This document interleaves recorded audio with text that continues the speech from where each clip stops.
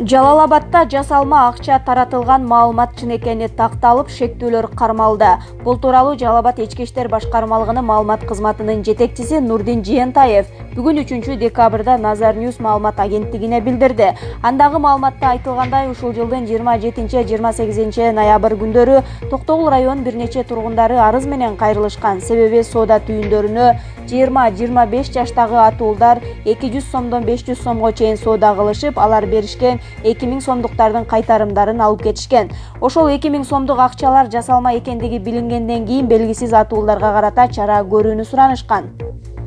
Бул факты боюнча топтолгон материалдар Кыргыз Республикасынын жазык кодексинин 225-беренесини негизинде сотко чейинки өндүрүш иши ачылып, тергөө ыкчам иликтөө иштери жүргүзүлгөн.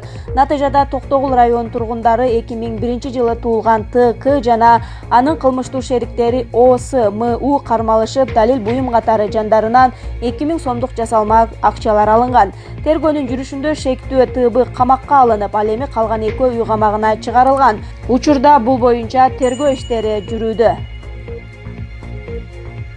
Мени уурдап, ички органдарымды алганы жатышат деген 16 жаштагы кыргызстандык кыз кармалды. Октябрь айында WhatsApp'та кыздын мени уурдап, белгисиз жерде күч колдонуп кармап турушат, менин ички органдарымды трансплантациялоо үчүн даярданышууда деп жардам сураган кыздын үн жазуусу тараган. Кыргызстандын жана Орусиянын ички иштер министрлиги эки тараптан каттоого алынып, жардам сураган кызды табышты. Бул тууралуу Кыргыз Республикасынын ички иштер министринин басма сөз кызматы билдирди. Маалыматка ылайык жазылган үн ушул жылдын октябрь айында WhatsApp мессенджеринде тараган. Кыз кыргыз тилинде Орусия аймагында экендигин, аны алдоо жолу менен уурдашкандыгын жана белгисиз жерде кармалып тургандыгын, органдарын трансплантациялоо үчүн даярданып жатышкандыгын айткан. Бул факты боюнча эки өлкөнүн укук коргоо органдары тарабынан каттоого алынган.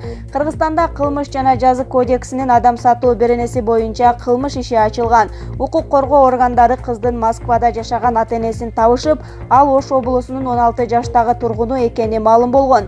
Кызынын билдирүүсүнөн корккон ата-энеси полицияга кайрылышкан, бирок жыйынтыгында кыз аларды алдап койгону билинген.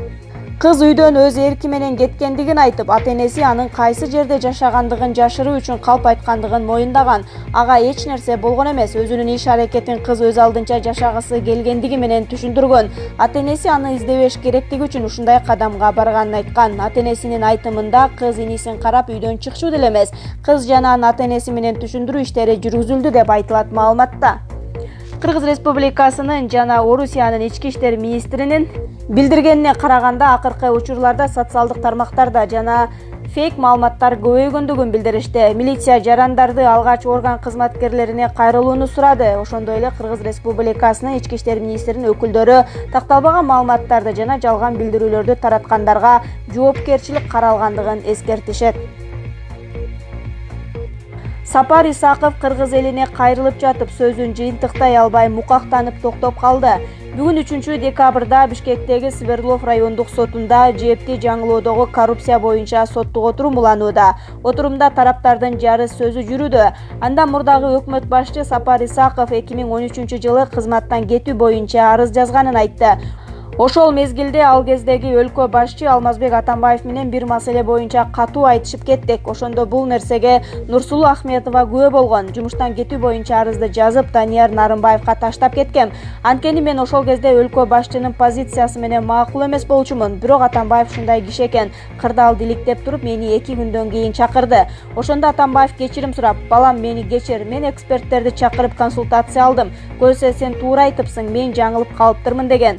Кайсы президент өз катасын моюнга алып, өзүнөн ылдый турган адамдан кечирим сурап жатыптыр. Ушундан кийин дагы мен мамлекет башчыга кошомат кылган деп жатышат. Ыза болосуң да, Нарымбаевтан сурап көргүлө, ал тастыктап берет. Нарымбаев калп айтпайт, деди Исаков. Мындан тышкары Исаков Алмазбек Атамбаевдин коррупция беренеси боюнча күнөөлөнүп жатканы тууралуу оюн айтты. Аны каалаган нерсеге күнөөлөгүлө, бирок коррупцияга эмес, анткени ал коррупционерлерди жаман көрчү. Дайыма бизге коррупцияга барбагыла деп, керек болсо айлыгыбызга акча кошуп берген деп кошумчалады ал. Сөзүнүн соңунда Исаков кыргыз элине кайрылып, жеп өлкө үчүн керектүү долбоор болгонун айтты.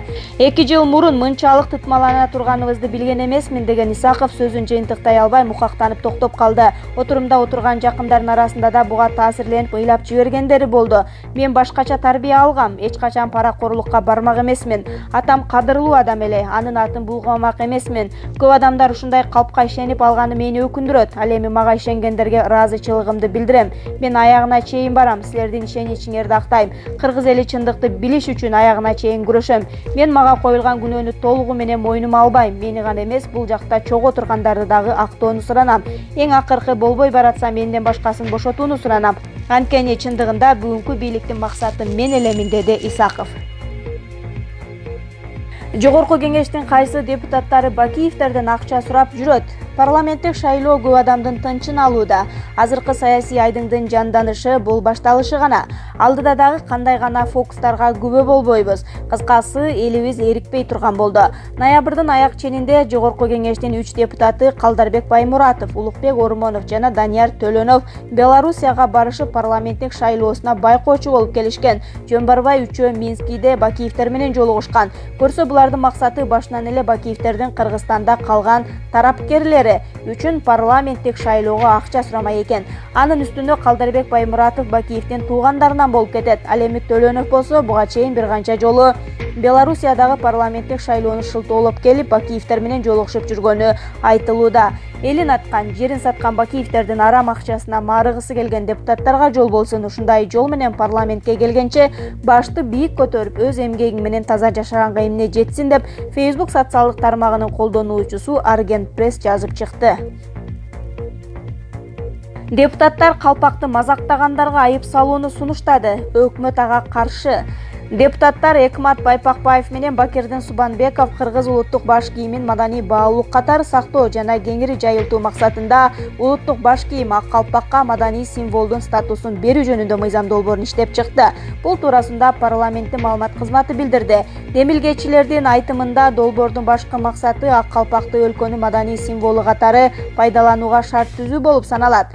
Ошондой эле эреже бузуулар жөнүндө кодекске же өзгөртүү киргизилип, улуттук баш кийимди мазактаган жеке жактарга 1000 сом, юридикалык жактарга 5000 сом айып пул салуу чарасы сунушталып жатат. Жогорку кеңештин социалдык маселелер, маданият, билим берүү, илим жана саламаттыкты сактоо боюнча комитети мыйзам долбоорунун концепциясын жактырды. Бирок өкмөт буга каршы корутунду бергени белгилүү болду. Өкмөттүн өкүлү бул мыйзам долбоору Конституциянын 18-беренесине кайчы келип, жарандардын укуктарынын чектелишине өөлгө түзөт деген жүйө келтирген. Демилгечи депутат Байпакбаев Кыргыздын ак калпагын итке кийгизип мазактагандар болгонун, коомчулук аларды жоопкерчиликке тартууну талап кылып жатканын белгилейт. Муну депутат Алмазбек Токторов да колдоп, мыйзам долбоору башка жарандардын укугун чектебей турганын билдирген. Эскерте кетсе, Кыргызстанда 2016-жылдан бери 5-мартта ак калпак күнү белгиленип келет. Сапар Исаков: Артыкбаев 100 миллион сомду прокуратурага эмес, балдар үйүнө берсе жакшы болмок. Бишкектеги Свердлов райондук сотунда Бишкек жебиндеги коррупцияга айыпталып жаткандардын үстүнөн соттук процесс бүгүн 3 декабрда да уланды. Анда сот айыпталуучулардын сөздөрүн укту. Анда алгачкылардан болуп сөз сүйлөгөн мурунку премьер-министр Сапар Исаков материалдардан эле сот аларды өзүнчө банда кылып салганын айтып, айыпталып жаткандардын ар бирине өзүнчө токтолду. Алардын бири мурунку энергетика министри, кийинки депутат Осмонбек Артыкбаев тууралуу билдирип жатып, анын принципиалдуулугуна да токтолду. Исаковдун айтымында ал Осмонбек Артыкбаев менен жепти модернизациялоо процесси боюнча дегеле сүйлөшкөн эмес. Мен ага буйрук бере тургандай ортодо дегеле мамиле болгон эмес. Ал принципиалдуу инсан, мени канти укмак эле. Өзүңөр көрүп тургандай соттук процесстерде өзүбүздүн ортобузда түшүнбөстүктөр болуп турду. Бул кишинин өзүнүн бизнес империясы бар, өзүн толук камсыздаган адам. Ага бирөөлөрдүн акчасы керек эмес, бирок анын 100 миллион сомду эмне үчүн прокуратурага бергенин түшүнбөйм. Андан көрө ошол акчаны балдар үйүнө берсе жакшы болмок, деди Сапар Исаков. Лионель Месси 6-рет алтын топту алууга ылайык деп табылды. Аргентиналык Лионель Месси France Football журналынын жыйынтыгы боюнча алтын топко талапкерлердин арасынан эң көп добуш алган футболчу болду. Добуш берүүнүн жыйынтыгы менен Месси 1-орунга чыккан. 2-орунга Ливерпулдун коргоочусу Нидерландиялык Вирджил ван Дейк жайгашты. Ал эми 3-орунду Португалиялык Криштиану Роналдуга ыйгарышты. Лионель Месси ушуну менен 6-рет алтын топту жеңүүдө. Буга чейин ал 2009, 2010, 2011, 2012 жана 2015-жылдары дүйнөнүн мыкты оюнчусу аталган. Жылдын мыкты футболчусуна бериле турган алтын топ сыйлыгы 1956-жылдан бери ыйгарылып келет. Алгач бул сыйлык европалык оюнчуларга гана берилчү. 1995-жылдан тарта Европа клубтарында ойногон оюнчуларга бериле баштаган. 2007-жылдан баштап бул сыйлык бардыгына берилип келет.